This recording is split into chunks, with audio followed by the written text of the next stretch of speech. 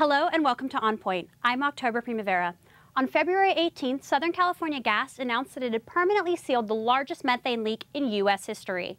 The leak in Porter Ranch was active for 4 months. Experts say 107,000 tons of methane was leaked. SoCalGas spokesperson Mike Mizrahi says the company regrets what happened. For the disruption to the community, we feel awful. And we're extremely sorry to the residents of Porter Ranch. We've been saying that all along. But the effect on the community is far from over. Many local residents had to be relocated after they complained of headaches, nausea, dizziness, and nosebleeds. The gas company is pushing to get people back into their homes, saying air quality has returned to what it was and the symptoms are temporary. The gas company has been ordered by a judge to continue paying the costs of the relocation until March 18th. The gas company says it's already spent some $300 million, but many residents say SoCalGas has not been accommodating enough. Moving from hotel to hotel is not the best situation for us. Us having to put our own funds instead of, like having them being able to help us out a bit, it's kind of been like a lag on their side. And in 1 month, in 2 weeks, I was twice in the Northridge Hospital in 911 for 3-4 days, just because of that. On Point's Jasmine Dalton has more on this story. Thank you, October. I'd like to thank my guests for joining me. Today we have Cheri Derohanian from the Porter Ranch Neighborhood Council. Also joining us, Loraine Lundquist from the CSUN Sustainability Institute. Hi, Jasmine. And last we have Regina Bagdasarian, who is one of the lawyers representing Porter Ranch residents in a lawsuit. Cheri, I kind of want to start off with you first. So when did you realize something was wrong? Well, the gas leak actually started on October 23rd, 2015. My kid's school is about 1 mile from there, and my home is about 2.5 miles from there. And we smelled it actually late Friday night, Saturday morning, and that was when most residents first started by smell. We didn't know if our own house was gas leaking, if somebody was barbecuing and forgot to, maintain their barbecue. We all didn't really know for a while. What was the hardest thing about this? The hardest thing for me was from October 23rd until at least a month and a half, Southern California Gas Company did not have an emergency notification plan in place. So myself, my friends with kids, everyone that lives in my Porter Ranch Estates community, which is over 1,000 homes, plus all the students at both Castle Bay and Porter Ranch Community School, nobody knew. The gas company never told us. We're wondering what's going on. In fact, my 12-year-old twin girls, who were 7th graders at Porter Ranch Community School, were running the mile daily. And I was wondering, why would a school let kids do that when everybody smells gas in the whole community? It was frustrating, it was frightening, and as the weeks went into months, we didn't know if they're going to close the schools, we didn't know if we should relocate, we didn't know the health effects, short-term and long-term.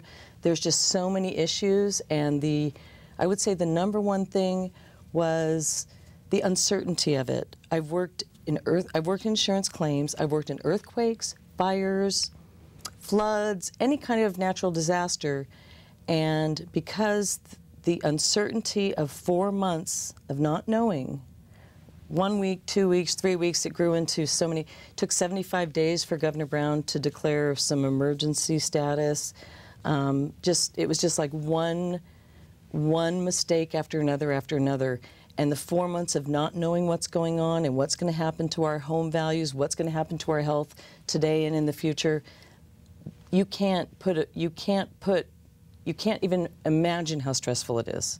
That, I would say, the uncertainty of 4 months is the most stressful thing to me and my friends. What did you love most about Porter Ranch before this happened, and will it ever feel like home again? Well, I've lived there for 12 years. I came here because my twins were a year old, and we wanted a safe family environment. We came from the East Valley where it wasn't safe. There were, just traffic and noise and not really safe to walk on the streets due to the neighborhood. And so when we found our house in Porter Ranch, we were so happy. It was safe. It's a gated community. My twins could run around and, you know, get loose, and we knew a car isn't going to come down barreling 60 miles an hour and kill them. And just the people, it's a sense of community. Where I grew up, it was a town of 30,000, and you kind of knew everybody. One high school, you all kind of knew each other growing up. And in Los Angeles, which is such a transient society, it's really was like a gem of the valley to find this kind of sense of community and caring, and just the people alone, your friends and neighbors, they're all wonderful people. That's why I ran for neighborhood council. I wanted to think, how can we improve this? As if it needed improving, you know, maybe put some more trees, maybe get a concert in the park, maybe add some, you know, cool benches or something. But that was all taken away on October 23rd. How did SoCalGas handle this situation? I happen to know the history.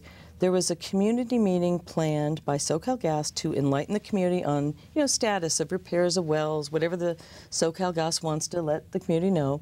And they had one scheduled for like the second or third week in September, and it happened to be a religious holiday, so they go, oops, we're going to reschedule it for October 26th. Well, that happened to be 3 days after this, you know, uncertain event that nobody planned. And when we went there, it wasn't like a formal meeting where the Southern California Gas Company is telling us, okay, this is what we're doing, this is our plan of attack. It was like a mixer, like a little cocktail party without cocktails, and just a few officials wandering around. You could ask questions. But that was only 3 days post-leak. And they like knew nothing, weren't helpful, and we were kind of all going, what the heck's going on here? And maybe they thought it was going to be fixed in a week, maybe not. But looking back, the 4 months of not knowing, again, was handled poorly. They could have told the residents, told the schools, so that we all had a little bit better idea of being informed. How do you advise others in this situation, you know, to deal with this if it happens to them? There really isn't a similar one. This is the worst gas leak in the history of the United States, and especially the 119 days it took to actually plug it. I would say people that, you know, if there are gas leaks or, you know, petroleum spills, what have you, I would say demand action from your government, demand action from the company who did the deed, and don't stop. Don't stop until you get the answers. Don't stop until you're rest assured you have health questions answered. If your property values are in question, keep plugging away. Here, make everybody involved who can do something hear your voice, and don't stop until you get the answers you need. Loraine, I want to ask you a few questions. Sure. So what is methane? Well, methane is a molecule that's naturally occurring. It's the main part of natural gas. Natural gas is the fuel that many of us use, for example, for cooking with our stoves, or for using to heat our homes with our furnaces, and heat our water with water heaters. And most of natural gas is made up of methane. And, you know, the storage facility, which is operated by SoCalGas, is storing that natural gas for people to use, and also we burn it for electricity, and also the storage facility is used for the trading. They actually trade this natural gas on the open market to some extent. And what is the source of methane, and where does it come from? Well, basically what we do is we drill into the earth to extract natural gas, which is mostly methane, out of the earth. We do this all over the country, and we're doing it increasingly. Often we do it using a process called hydraulic fracturing, also known as fracking, which has a lot of sustainability issues, including pollution and climate change issues and water problems. But we extract this purposely out of the ground, and then we transmit it over pipelines. And here in the Aliso Canyon storage facility, just just up the hill from these Porter Ranch residents like Cheri, as SoCal Gas stores that natural gas for use in our city. And of course, in our sustainability curriculum here at CSUN, one of the things that we are showing our students is the impacts of that natural gas extraction and natural gas storage and the use of natural gas, and in fact the use of all fossil fuels to get our energy. We really are in a place where all those fossil fuels are causing catastrophic climate change for our planet, and it's really beyond the time for us to be moving past these fossil fuels into renewable energy. And so we really don't need to be using natural gas anymore to get our energy. There is existing technologies out there right now where we can get all of our energy from clean sources that don't have these health impacts that Cheri and so many other people have been experiencing, and also don't have these incredible climate change impacts on our planet. Okay, and what's worse, the damage to living things nearby or the damage to the ozone level, and why? Well, I suppose it depends on who you are. You know, if for Cheri, there's an immediate impact and for many people in Porter Ranch, they've been experiencing immediate health problems, and there's even a wrongful death suit against SoCal Gas from someone who was already suffering from lung cancer, but the woman passed away, and allegedly they're suing SoCal Gas as they believe that the gas leak caused her death, although she was already obviously in bad circumstances. So obviously for her, if it's true that the gas leak accelerated her demise, that's worse for her.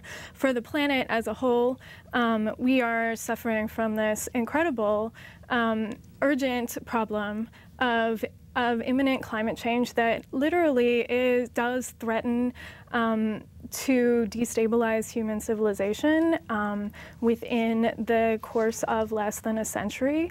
And this methane leak, quote unquote, I prefer to use a term like blowout, is the biggest climate disaster in all of U.S. history. It's actually worse than the Deepwater Horizon disaster in the Gulf of Mexico.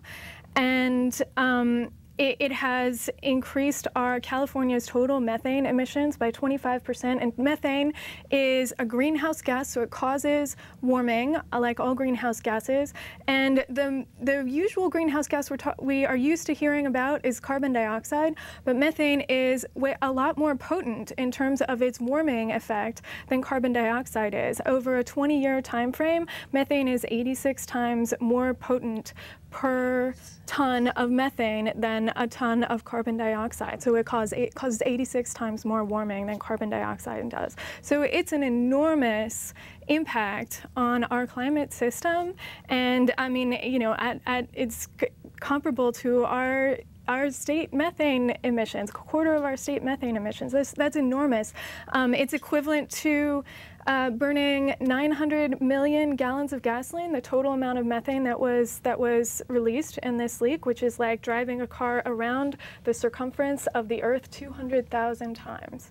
So it's a huge impact on our climate system, and it just accelerates. You know, California's been a leader in trying to reduce its climate change impacts, and this has really set us back by a remarkable amount. All of these electric cars and more efficient appliances and rebates that we've been offering people to replace their lighting and all this kind of stuff, all this work that so many people in our state have come together to try to address this problem has really been undone by this one very, very careless and preventable disaster. It is preventable because, you know, this well that leaked had a safety valve on it that was taken off by choice SoCalGas decided to remove it. In 1979, it was removed. This is a very old well, over 60 years old. And yes, it had a safety valve on it until 1979. They decided to take it off. It was optional. It was optional according to the regulations, which brings attention to how terrible the regulations are in our state and in our country on these kinds of facilities that are storing fossil fuels and using fossil fuels. If that safety valve had been in place, it would have stopped the leak within hours. Okay, you mentioned regulations. Regina, I have a few questions for you. So environmental disasters are often caused by corporations like BP and with their oil leaks, but this is a public utility. And can you explain how they work and who is supposed to regulate them? Well, they're supposed to be regulated by DOGGR, which is a state regulatory agency, but in consulting with experts that we've been relying upon, the only testing that was done on these kinds of wells was whether the gas, when it was injected, went to the right place, and whether or not the method that they would use to take gas out was pressure tested. And that's all they did. There was no testing whatsoever of the integrity of the casements, of the surrounding materials to make sure that they were still sustainable. And what we found after the fact is that many of them are in the same condition as the well that blew. And it's unfortunate that they don't know exactly why it blew, but it's because they never did any testing to determine the casements and how those things interacted with one another. Well, I was in a community meeting that the Porter Ranch Neighborhood Council put on just 10 days afterwards in first week of November. At that time, our neighborhood council meetings were the first Wednesday, and we gathered at least 5 or 6 of the key people, like an air quality management guy, Jimmy Cho, the vice president of operations for the gas company, and he was front and center apologizing to the 100 or 200. It was such a new thing that we didn't have the 1,500 citizens come in. It was like only 100 or 2 capacity in our community room.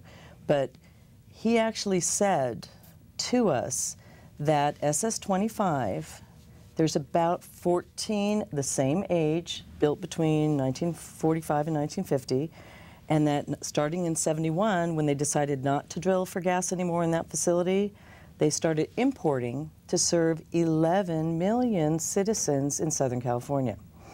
Most of the gas stored there, it's from elsewhere, and it gets exported other parts of California and the country. Mm-hmm. So they used to be on schedule for every 2 years, 100 and whatever, 30 wells total, but especially the 30, I think it's either 14 or about 30-something wells that are that age, built 1950 or before. Only every 2 years they do a test of integrity. So you can imagine if we were on schedule, and let's say this hadn't happened, these 14 wells that are that old, it'd be 28 years from now. I might be, in the ground by the time they actually got around to testing each one. And who knows how many disasters would happen in the interim? Because look at, this one did. Well, and to your point, you talked about corporate greed, basically, is what we're talking about. And in 2014, we've uncovered records that showed that SoCalGas went to the Public Utility Commission and asked for permission. They said there was an imminent disaster if they didn't get money to go in and inspect and repair. Mm-hmm. And guess what? They wanted to pass it on to the ratepayers. Okay. And we've seen this over and over. And so since they got no money, they did no repairs. Okay. And, what can residents do in this situation, and what options do residents have? Well, unfortunately, we've had so many clients who say, I've never been involved in a lawsuit, I don't want to be involved in a lawsuit, but they really feel like they have no other option. SoCalGas, even recently with relocation, wanted to end relocation 7 days after the leak without doing any air quality testing in people's homes. We've got clients calling every day. They go home and their symptoms return. So we have no assurance that it's safe for them to return. And so, for most people that we work with, they feel like, they're worried about their house value. They're worried about their health. They're worried about the future. I mean, it's the uncertainty that Cheri talked about is what we hear over and over again. And they feel like, turning to a lawyer to help them advocate for themselves as a group is really their only choice. Mm-hmm. What are some things that they're suing SoCalGas for, and does it matter that they have taken responsibility? Well, taking responsibility means more than just saying that you were responsible. It means putting people back in the place they were before? Can they ever feel safe and secure? You know, there's 114 wells out there that we don't know their condition. There's been no assurance that they're not going to use them again.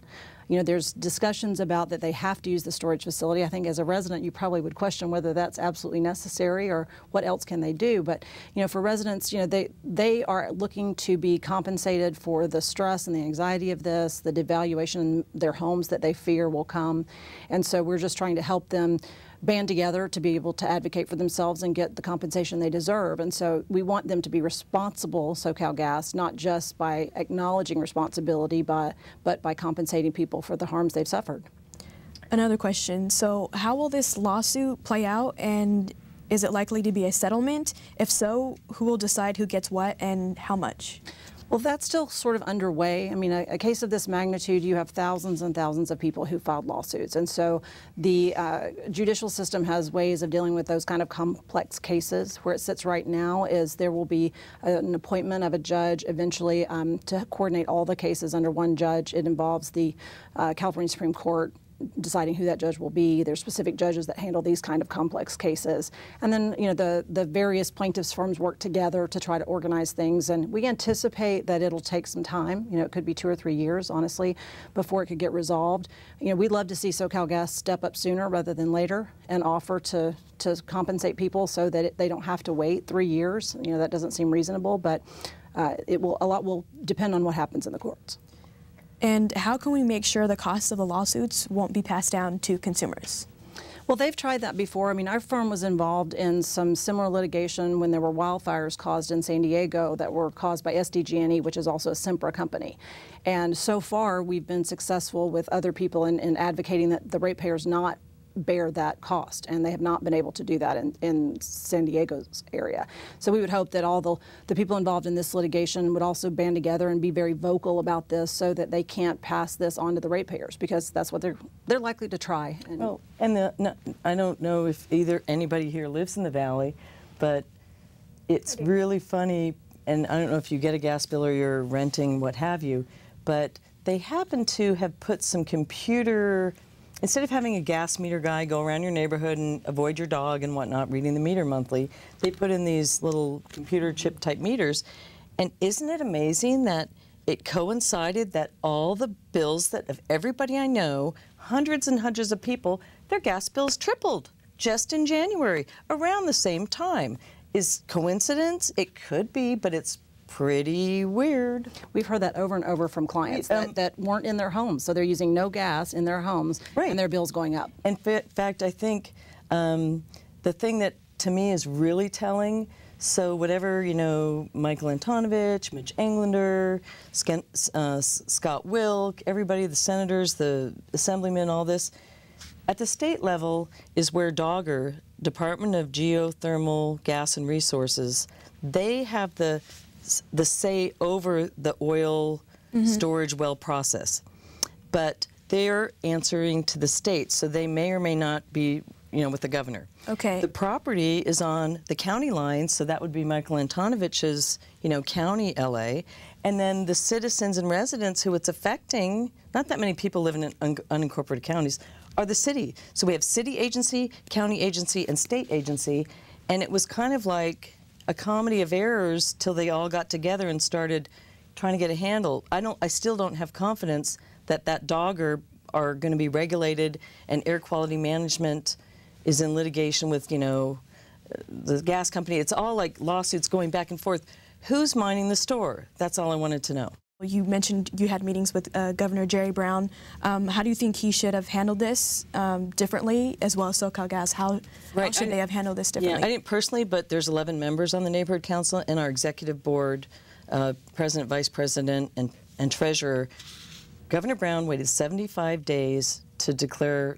It wasn't even a state of emergency, like it was an emergency something else, because it wasn't where FEMA is going to jump in like fires. And that 75 days we think is ridiculous. And because they had to call in people from the Mideast and experts who could not figure out what's going on here and how to fix it. They had to drill one relief well and then a second one because they didn't have confidence the first one would work and the cement and all that. But my point is, even Barbara Boxer, who's our state senator, She had a meeting with the neighborhood council and a few community members behind closed doors, and she got the Department of Energy, for the United States Department of Energy secretary, to fly out and meet, you know, just 3 days after the leak was sealed with Brad Sherman and Michael Antonovich, because originally it was 48 hours that you had to move back, and everybody's like stressing out, we can't do it, we'd have to quit work and come do this. And it's just been ridiculous that why would Barbara Boxer, a federal person, have to come in? And why is the Secretary of Energy coming in when this is supposed to be handled at local and state levels? But no, it has to be up to the federal because nobody's doing their job. Can we protect ourselves from this kind of pollution?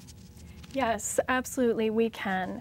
You know, our city could decide to move to 100% renewable energy. Many of our neighbor cities, San Francisco has already pledged to move to 100% renewable energy. San Diego has already pledged to move to 100% renewable energy. Our neighbors in Lancaster, where Rex Paris, who's another lawyer, is in his day job, the mayor of that city, has been transitioning his city to 100% renewables. They're now producing more solar energy than they are using in their city. And we in Los Angeles, where we have the worst air quality just every day in the LA basin of any city in the whole country, this is an excellent time for residents of Los Angeles to band together and demand that our city also pledge to go to 100% renewable energy. Regina, I have one more question for you.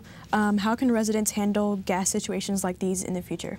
Well, I think it's important to be aware and not be silent. If you smell something, you know, you tell someone. If you experience symptoms in your family that are unexpected, I can't tell you how many people have told us that they were having symptoms for weeks, but didn't tie them to the gas leak until it was almost, you know, too late for them to get the help that they needed. So I think people have to be their own best advocate. You know, Cheri's an excellent example of that. You have to advocate for your family. Not to give myself a plug, but the neighborhood council, especially in the city of LA, is your first resource and liaison to getting city services and the word across to the officials who can maybe do something for you.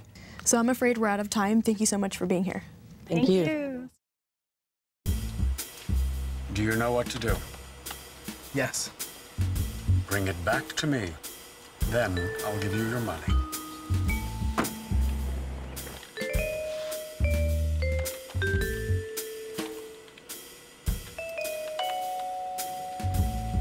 Frank Thomas, you are under arrest for the theft of trade secrets. Come with me. Bye-bye, Frank. Theft of trade secrets is illegal.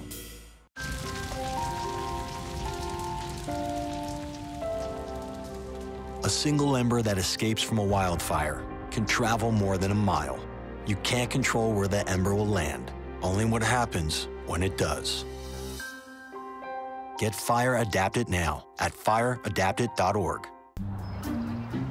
Don't worry, 74 people were picked before me in the NFL draft. To fight childhood obesity, United Way and the NFL are helping kids play more. To donate or volunteer, go to unitedway.org/play60. Now I get it. Thank you for watching On Point. You can follow us on Twitter and Facebook at CSUN On Point. You can watch us on LA's Channel 36 at 11:30 on Sunday mornings. You can listen to us on KCSN at 88.5 FM at 5:30 a.m. that same day. For all of us here at On Point, I'm October Primavera. Thank you for watching.